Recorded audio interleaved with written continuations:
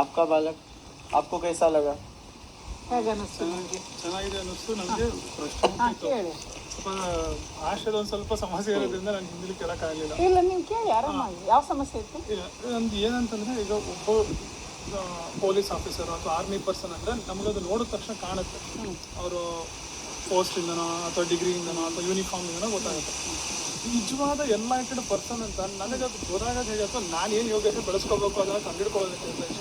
ಅದನ್ನು ಕೇಳ್ತಿದ್ದೀರಾ ನೀವು? ಇನ್ನೊಂದು ಏನಂತಂದರೆ, ಈ ಜನ್ಮಾಂತರಗಳಿದ್ದೆಲ್ಲ ಹೇಳಿದ್ರಲ್ವ, ಈಗ ನನಗೆ ಮುಂದಿನ ಜನ್ಮದಲ್ಲಿ ನನಗೆ ಮೋಕ್ಷಕ್ಕೆ ನಾನು ಹೋಗಬೇಕು. ನಾನು ಆ ಥರ ನನ್ನ ಜನ್ಮವನ್ನು ಈಗ ರೆಡಿ ಮಾಡ್ಕೊಳ್ಳೋಕ್ಕೆ ನಾನು ಏನು ಮಾಡಬೇಕು? ಇದೇ ಜನ್ಮದಲ್ಲಿ ನೀವು ಹೋಗಲಿಕ್ಕೆ ಈಗೇನು ಮಾಡಬೇಕು? ಈಗೇನು ಮಾಡಬೇಕು? ಇಲ್ಲ ತಪ್ಪರೆ ಮುಂದಿನ ಜನ್ಮಕ್ಕೆ ನಾನು ಹೋಗಬೇಕು. ನಾನು ಶತಾಯಗತ ನನ್ನ ಪ್ರಯತ್ನ ಅಲ್ಲೇ ಇರಬೇಕು. ಈ ಎರಡು प्रश्न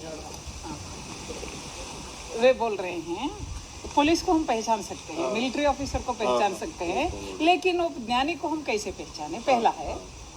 दूसरा है, इसी जन्म में ही मुझे वो साक्षात्कार ही करना है, तो मैं क्या करूं, मैं कैसे काम करूं? देखिए,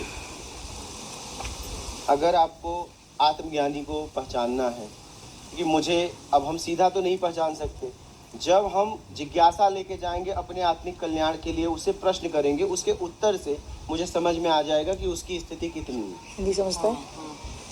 आपकी जिज्ञासा से हिंदी आती है समझ में? ಅರ್ಥ ಆಗುತ್ತೆ ನಂಗೆ ಮಾತಾಡೋಕ್ಕೆ. ಅಲ್ಲ ಅರ್ಥ ಆಗುತ್ತಲ್ಲ ಸಾಕು. हाँ, तो आपकी जिज्ञासा से समझ में आ जाएगा कि उसकी स्थिति कितनी है। ठीक है, अगर जिज्ञासा नहीं रखेंगे तो समझ में नहीं आएगा, और फिर पहचान के भी मतलब नहीं। जिज्ञासा है, उस मार्ग पे जाना है, तो अपने मार्ग की बात करो, उसके बोलने में समझ में आ जाएगा कि वो किस स्थिति में है। कोई बात नहीं, बंदर अपना खेला खाते हुए, ठीक है, किस स्थिति में है। और इस जन्म में अगर आपको कल्याण करना चाहते हो तो आपको पूरी तरह जरूरत में जीना पड़ेगा।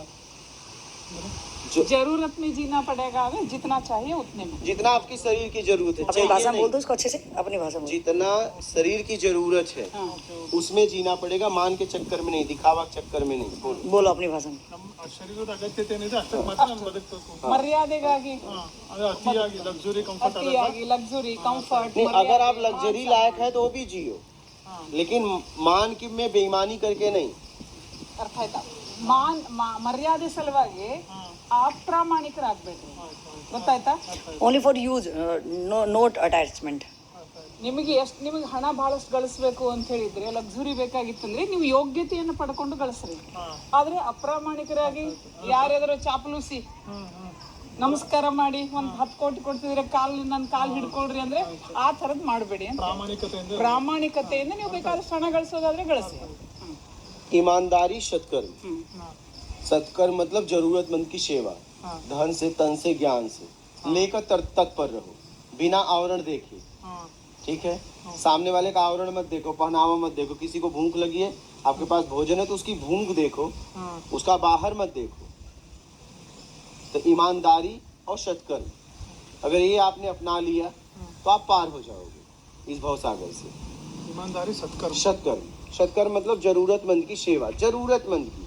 हाँ, और उस जरूरत पूरा करने से उसका स्तर उठना चाहिए, गिरना नहीं चाहिए।